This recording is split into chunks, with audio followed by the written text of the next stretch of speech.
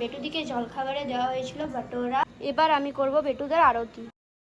তাতে এই একটা ওয়াল পেন্টিং স্টার্ট করেছি।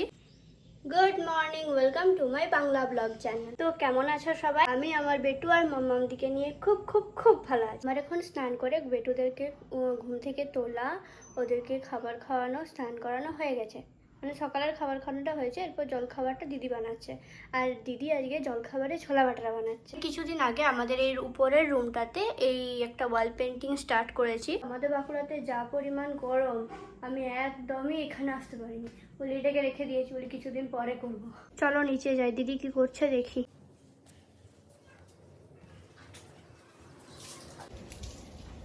নুন দিলাম। হ্যাঁ, এবার এটাকে তেল দিয়ে করে ময়নটা দিতে হবে, মানে মাখতে হবে। এখানে দিদি এবারে দিচ্ছে টক দই।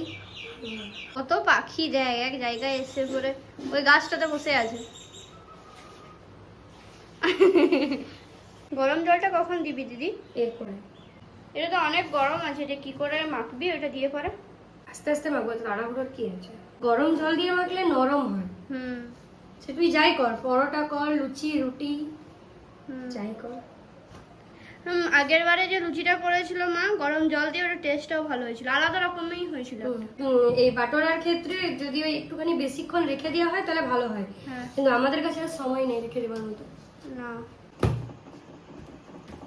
টসটা লড়ছে টুকুর টুকুর টুকুর টুকুর টুকুর টুকুর করে। এটা কি করে বুঝবি যে এটা হয়ে গেছে? এই তো দেখি।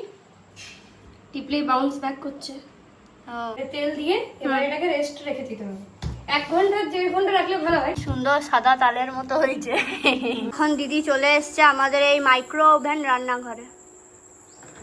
এখানটায় 3 দিকে রান্না হচ্ছে, ওই জন্য এত গরম এখানটায় মানুষ 10 মিনিট থাকতে পারবে না। ওটাই তো বলছি, এখানে প্রেসার কুকারে হচ্ছে, হ্যাঁ এখানে আমি করছি, ওখানে ইন্ডাকশনে ভাত হচ্ছে। ইন্ডাকশন। আর ইন্ডাকশন নয়, এটা হিটার।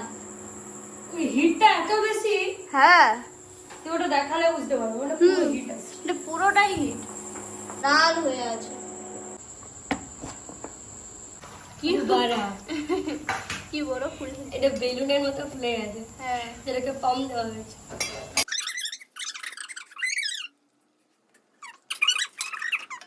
এবার আমি করব বেটুদের আরতি। বেটুদিকে জলখাবারে দেওয়া হয়েছিল বাটোরা, চানা মশলা, রসগোল্লা আর আম আর কলা। এটা মাম্মাম খেয়েছে আর এটা বেটুরা খেয়েছে। তো চলো এরপর আমি খেয়ে নিই।